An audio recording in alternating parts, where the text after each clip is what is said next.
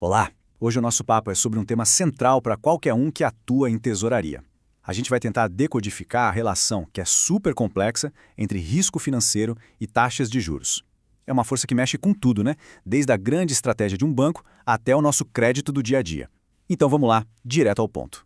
Sabe aquela pergunta que todo mundo da área financeira já se fez ou já teve que responder? Por que raios a Selic, a nossa taxa básica, está num patamar e os juros do cartão de crédito, por exemplo, chegam a mais de 400%? É um abismo, né? Pois é, esse é o quebra-cabeça que a gente vai montar aqui hoje. E a chave para desvendar esse mistério todo está aqui. A resposta não é um número só. Pense numa taxa de juros não como um bloco único, mas como um mosaico. Isso, um mosaico, uma soma de várias pecinhas, onde cada peça é uma percepção de risco que o mercado está ali, precificando o tempo todo. Para entender isso, a gente precisa de uma ferramenta. E essa aqui é a nossa ferramenta principal. É a equação fundamental dos juros. A ideia é simples, mas poderosa. Toda taxa de juros, qualquer uma, pode ser quebrada em duas partes. Uma base, que é chamada taxa livre de risco, e depois a gente vai somando vários prêmios. E o que são esses prêmios? São uma compensação pelo investidor topar correr cada tipo de incerteza. E para isso não ficar só na teoria, olha só esse número, 7%. O que é isso? Basicamente, é a diferença, o spread, do juro real que se existe para investir aqui no Brasil em comparação com os Estados Unidos. 7%. Esse é o custo real, tangível, do nosso perfil de risco como país. Está tudo condensado aí, nesse único dígito. Ok, então, com essa equação na mão, o que a gente vai fazer agora? Vamos desmontar o motor. Vamos olhar peça por peça, componente por componente, que forma esses tais prêmios de risco que o mercado tanto fala. Esses aqui são, digamos, os 4 grandes pilares do risco financeiro. Risco de mercado, de crédito, de liquidez e o risco país, ou fiscal. Cada um deles adiciona uma camada de complexidade e de custo, claro, ao dinheiro. E agora a gente vai entender direitinho como cada um funciona.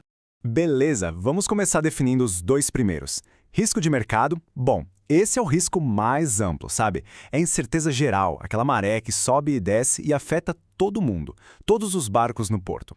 Agora, o risco de liquidez, esse é mais sutil, mais traiçoeiro. Sabe o que é? É o risco de você ter um ativo que vale muito, mas na hora do vamos ver, na hora que precisa do dinheiro, você não consegue vender rápido. Ou até consegue, mas tem que dar um desconto enorme, perdendo um valor significativo. E para ilustrar essa conexão perigosa entre os riscos, não tem exemplo melhor do que a quebra recente do Silicon Valley Bank, o SVB. A crise deles deixou uma lição muito clara, quase um mantra. Liquidez e juros são como gêmeos siameses. Um não vive sem o outro. Vamos ver como isso aconteceu na prática.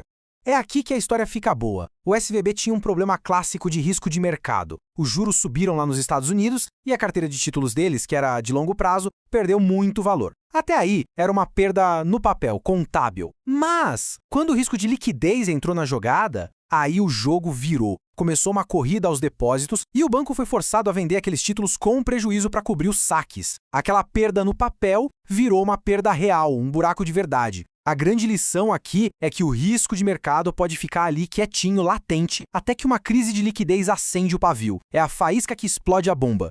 E esse caso da SVB nos leva a um ponto que é absolutamente crucial. Riscos não existem no vácuo, eles não vivem isolados. Pelo contrário, eles conversam entre si, um influencia o outro, criando o que a gente chama de ciclos de retroalimentação, os tais feedback loops. E esses ciclos são poderosíssimos, eles podem tanto destruir valor numa velocidade impressionante, quanto construir. Basicamente, uma economia pode entrar em 2 grandes espirais. Tem a espiral viciosa, essa é perigosa.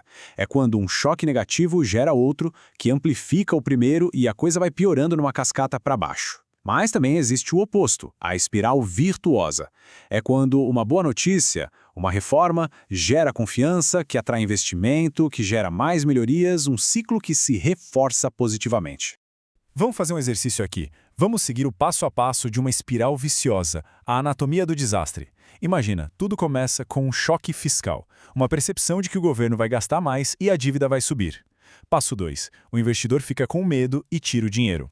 Com isso, a moeda desvaloriza e a inflação sobe. Passo 3. O que o Banco Central faz? É forçado a subir os juros para segurar a inflação. Passo 4. Juros mais altos quebram empresas. A inadimplência sobe, os spreads de crédito abrem. Passo 5. Os investidores que sobraram fogem de vez e a liquidez do mercado seca. E qual o resultado final? O prêmio de risco geral do país explode e isso alimenta o ciclo todo de novo, só que agora com mais força. É o efeito dominó perfeito. Certo. Chega de teoria, né? Vamos pegar todo esse framework de riscos e de ciclos e aplicar na prática. Vamos olhar para o nosso quintal. A gente vai fazer uma análise rápida do cenário brasileiro, usando projeções de mercado para fevereiro de 2026. Olha só esse mapa de riscos. Ele ajuda a gente a organizar as ideias. No campo da inflação, a gente vê uma notícia boa. Ela está caindo, se aproximando da meta. Isso abre espaço para o Banco Central cortar juros no curto prazo. Ótimo. Mas olha a coluna do fiscal.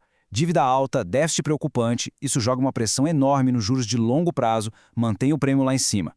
E aí tem a liquidez, que está ok, mas vulnerável a qualquer susto. E o cenário externo, com eu e China, que é uma grande incógnita, ou seja, uma verdadeira queda de braço, uma briga de forças opostas. E é aqui que a gente chega no ponto neurálgico da coisa. O Brasil hoje vive exatamente essa tensão, essa encruzilhada. De um lado tem a inflação caindo, puxando a gente para uma espiral virtuosa. Só que, do outro lado, o risco fiscal, somado às incertezas lá de fora e ao ano eleitoral que se aproxima, mantém a gente sob a ameaça constante de uma espiral viciosa. E aí vem a pergunta de $1 milhão, né? Diante desse cenário de cabo de guerra, o que isso significa, na prática, para quem está na cadeira de gestão? Para quem opera uma tesouraria no dia a dia? Como é que a gente transforma toda essa análise macro em decisão de verdade? Essa citação de um analista de mercado resume a situação de forma perfeita. Pensem bem, o Banco Central tem a chave da Selic, a taxa de juros de curto prazo. Ele pode começar a cortar. Mas o jogo de verdade, o que define a saúde da economia no longo prazo, está na curva de juros longa. E essa parte da curva só melhora, o prêmio de risco só cede, quando o mercado acredita na credibilidade fiscal e institucional do país. E isso está fora do controle direto do BC. E para fechar, eu queria deixar uma provocação. No sistema complexo como esse, todo interligado, onde um risco contamina o outro, qual é o verdadeiro trabalho de um gestor de tesouraria? Não é só olhar para o seu umbigo, para o seu risco específico. É tentar entender qual é a primeira peça do dominó. Qual é aquele risco que, se virar, tem o maior potencial de derrubar todo o resto. É exatamente nesse ponto que a gestão de risco deixa de ser só ciência, só planilha, e vira também uma arte.